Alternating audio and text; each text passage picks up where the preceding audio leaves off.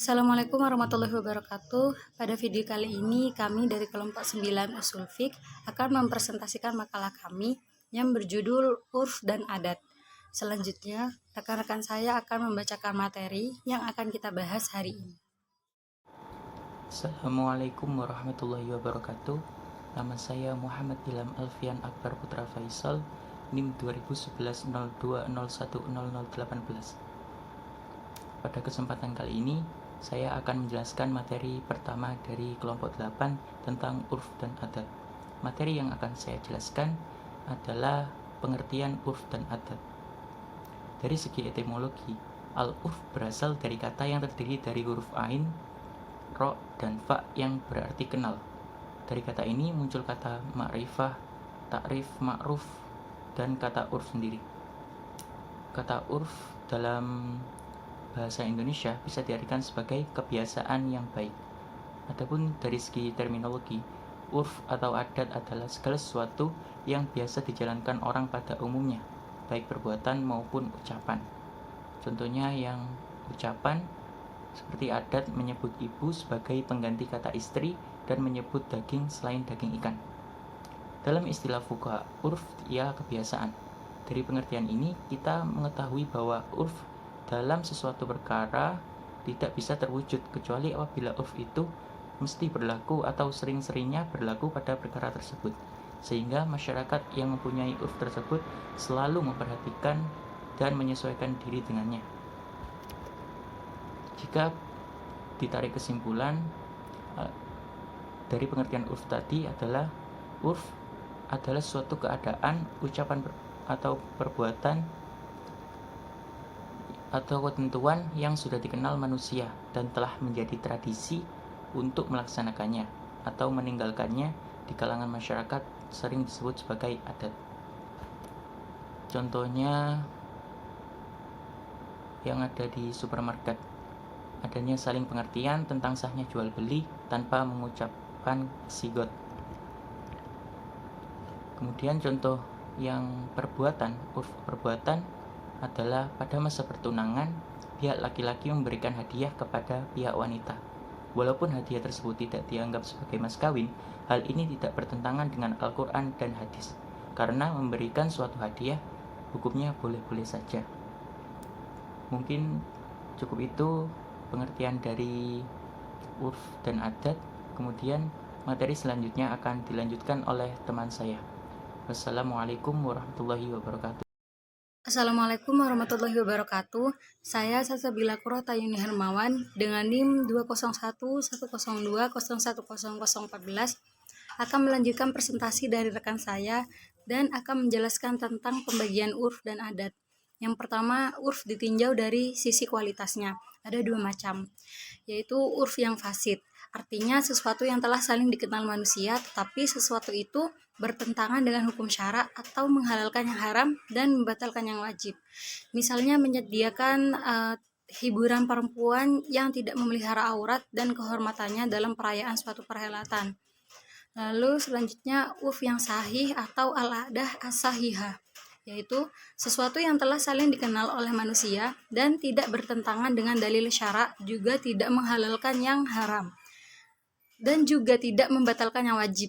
Misalnya pemberian laki-laki kepada calon istrinya dalam pelaksanaan pinangan dianggap sebagai hadiah, bukanlah mahar. Selanjutnya yang kedua, urf ditinjau dari ruang lingkup berlakunya adat kebiasaan. Ada dua macam juga.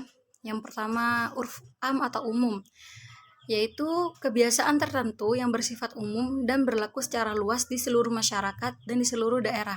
Misalnya dalam jual beli mobil, seluruh alat yang diperlukan untuk memperbaiki mobil seperti kunci, tang, dongkrak, dan ban serep termasuk dalam harga jual tanpa akad sendiri dan biaya tambahan.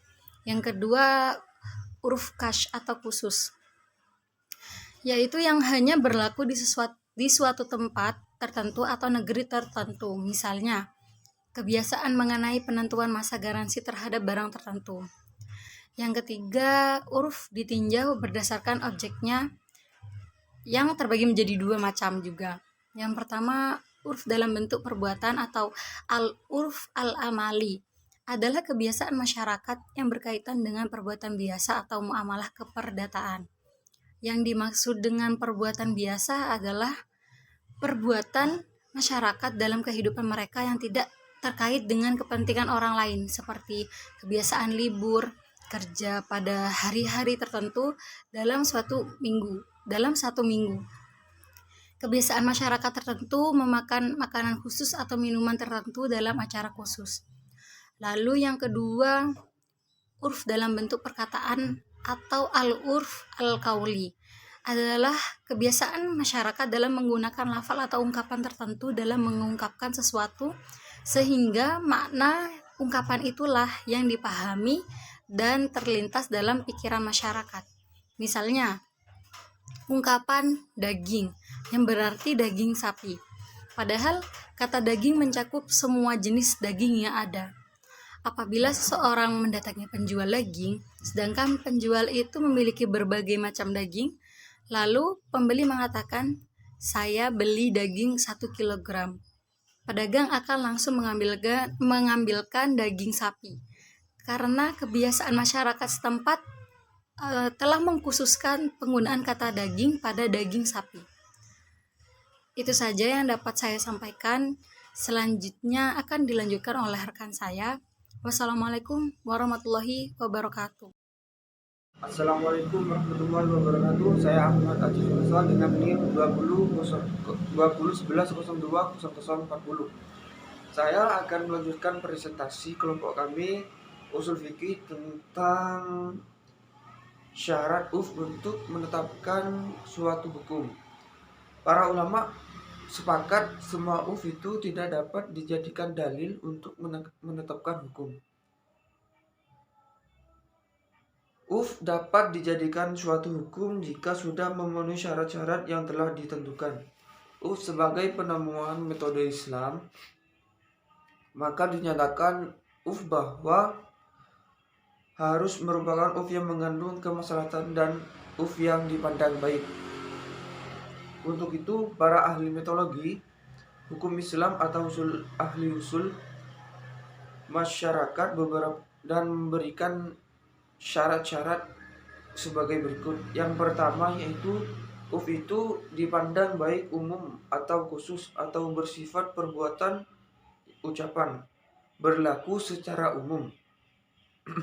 Artinya itu berlaku mayoritas kasus yang terjadi di tengah-tengah masyarakat dan keberlakuannya dianut oleh mayoritas masyarakat. Yang kedua yaitu itu telah memasyarakatkan ketika persoalan yang akan ditetapkan hukumnya itu muncul. Artinya yang dijadikan standar hukum itu dahulu sebelum kasus yang akan ditetapkan hukumnya. Yang ketiga yaitu itu tidak bertentangan dengan yang diungkapkan secara jelas dalam suatu transaksi. Artinya dalam suatu transaksi apabila kedua belah pihak telah menentukan secara jelas hal-hal yang harus dilakukan, maka itu tidak berlaku lagi. Atau dengan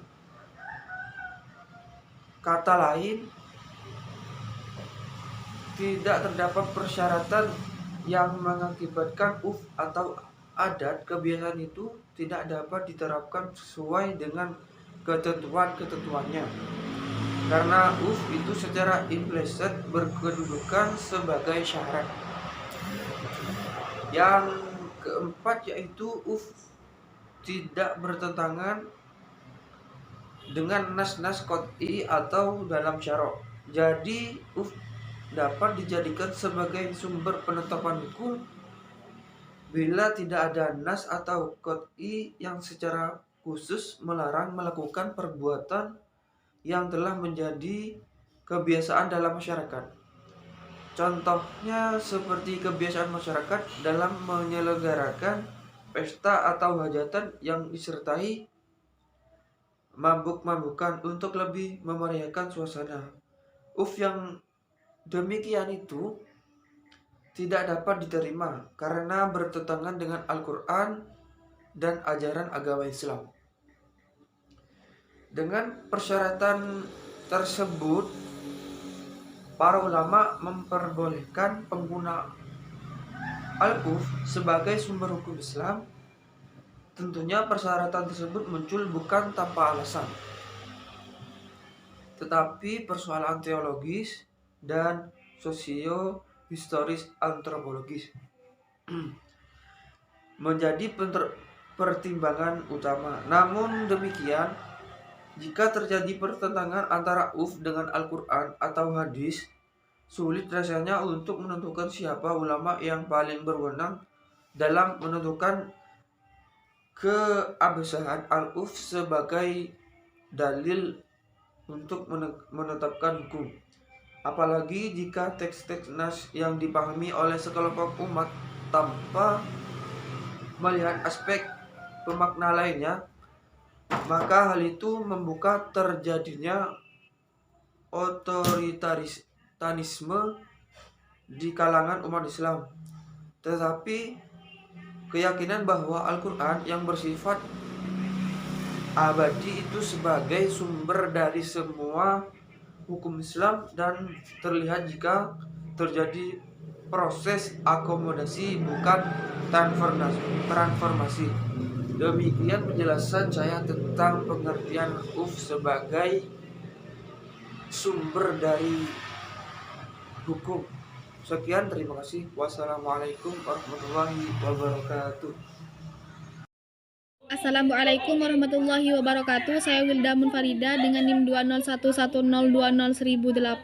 akan melanjutkan bacaan dari teman saya, yakni yang keempat tentang macam-macam kaidah fikih yang berhubungan dengan urf. Yang pertama yakni hukum-hukum yang ditetapkan berdasarkan urf berubah dengan berubahnya urf tersebut, baik masa maupun tempat. Yang kedua, sesuatu yang dikenal berdasarkan urf, seperti sesuatu yang diisyaratkan berdasarkan suatu syarat. Yang ketiga, tulisan itu sama dengan ucapan. Yang keempat, isyarat-isyarat yang dapat dikenal dari orang bisu sama dengan keterangan lisan. Yang kelima, ketentuan dengan dasar urf sama dengan ketentuan dengan dasar nas. Yang keenam, hukum yang kuat adalah memegangi yang biasa dan mendahulukannya atas yang jarang terjadi. Yang ketujuh, perbuatan orang banyak adalah hujah atau alasan yang wajib diamalkan. Yang kedelapan, adat yang dianggap dasar penetapan hukum hanyalah apabila telah menjadi kebiasaan terus-menerus atau lebih banyak berlaku. Yang ke-9, yakni sesuatu yang telah dikenal di kalangan para pedagang seperti syarat yang berlaku di antara mereka. Yang ke-10, yakni kaidah ini diambil dari hadis Rasulullah SAW yang berbunyi, "Ma'ru'ahul muslimuna hasanan fahuwa indallahi hasanan." Artinya, apa yang dipandang baik kaum muslimin maka baik juga di sisi Allah. Atas dasar ini, maka adat yang baik al-urf al-sahih, yakni yang tidak bertentangan dengan syariat Islam, dapat dijadikan sebagai aturan hukum Islam.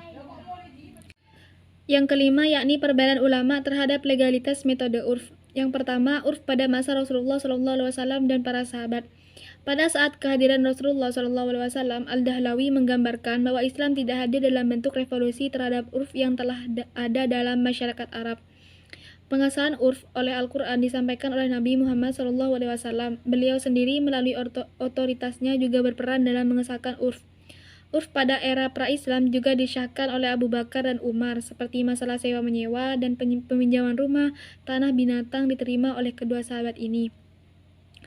Dan pada generasi tabi'in, daerah Islam yang semakin luas terpengaruh tidak saja mengikuti sikap sahabat dan Rasulullah SAW dan dalam menerima adat atau urf setempat, bahkan memperluas penerimaannya. Yang kedua, yakni urf pada masa 4 imam mazhab hukum Islam. Al-Sarkhsi menginformasikan bahwa Abu Hanifah tidak akan menetapkan hukum berdasarkan qiyas apabila urf dapat menjadi landasan istinbat. Bahkan dalam mengaplikasikan konsep istihsan, Abu Hanifah menjadikan urf sebagai salah satu dasar atau pisau analisis Malik bin Anas yang memperbolehkan wanita-wanita Arab saat itu untuk tidak menyusui anak-anaknya. Al-Syatibi adalah salah seorang ulama dari kalangan Malikiyah yang membicarakan urf dalam konteks maslahah. Al-Syatibi tampaknya menjadikan maslahah yang pada kepentingan umum sebagai standar untuk menerima urf. Dengan kata lain, hanya adat yang dapat mewujudkan kesejahteraan umum dapat diterima sebagai doktrin masalah yang juga berisi signifikan. Urf dalam pembentukan hukum tidak dapat diabaikan. Dalam kitab Al-Risalah yang merupakan kitab penetapan hukum mazhab Syafi'i, tidak dijumpai urf sebagai salah satu dalil penetapan hukum. Namun adanya qaul qadim dan jadid merupakan fenomena yang menunjukkan adanya pengaruh urf. Dalam hal ini, Ali Hasbiyallah menyatakan bahwa tidak dapat diingkari lagi urf dan adat Mesir sangat signifikan pengaruhnya dalam qaul Al-Syafi'i. Eksistensi qaul qadim dan jadid Al-Syafi'i berimplikasi pada pemanfaatan urf dalam mengambil keputusan oleh para fuqaha Al-Syafi'iyah. Al-Mawardi menyatakan adat urf selain akal harus menjadi pertimbangan dalam menyelesaikan kasus. Menurut Suyuti, sungguh banyak permasalahan yang dipecahkan dengan merujuk kepada urf bagi para fuqaha Syafi'iyah. Urf juga menjadi referensi dalam menetapkan hukum bagi ulama Hanabilah. Ibnu Qudamah, salah seorang tokoh Hanabilah, menjadikan urf sebagai salah satu dalil pada putusan-putusan hukum. Ia menyatakan standar kewajiban untuk memberi makanan 10 orang miskin harus dikembalikan kepada urf lokal. Terima kasih. Wassalamualaikum warahmatullahi wabarakatuh. Baik, itu saja yang dapat kami sampaikan. Mohon maaf jika terdapat kesalahan dalam penjelasan kami. Jika ada yang masih sulit dipahami, silakan untuk bertanya. Sekian dari saya. Wassalamualaikum warahmatullahi wabarakatuh.